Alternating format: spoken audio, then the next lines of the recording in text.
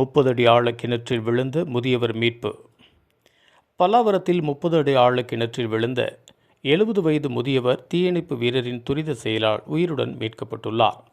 சென்னை பல்லாவரம் புருஷோத்தமன் தெருவை சேர்ந்தவர் 70 வயதான ஜோசப்.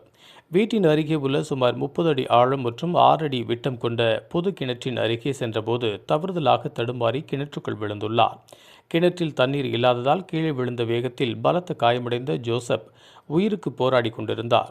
உடனே அக்கம் பக்கத்தினர் இதை பார்த்து உடனே தாம்பரம் தீயணைப்பு மற்றும் மீட்பு பணிகள் நிலையத்திற்கு தகவல் கொடுத்தனர்.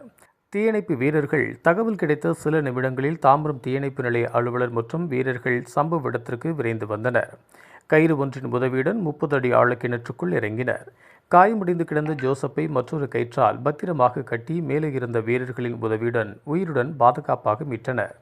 உடனடியாக ஆம்புலன்ஸ் மூலமாக ஜோசப்பை தாம்பரம் அரசு மருத்துவமனைக்கு அனுப்பி வைத்தனர். அங்கு முதல் சிகிச்சை அளிக்கப்பட்ட பின்னர் தீவிர சிகிச்சைக்காக சென்னை ராஜீவ்காந்தி அரசு மருத்துவமனைக்கு அனுப்பி வைத்தனர். தற்போது அவர் மருத்துவமனையில் சிகிச்சை பெற்று வருகிறார். இதுகுறித்து பல்லாவரம் காவல் நிலைய போலீசார் வழக்கு பதிவு செய்து விசாரணை நடத்தி வருகின்றனர். பொது இடங்களில் உள்ள பாழடைந்த கிணறுகளை பாதுகாப்பாக மூட வேண்டும் என பொதுமக்கள் கோரிக்கை விடுத்துள்ளனர்.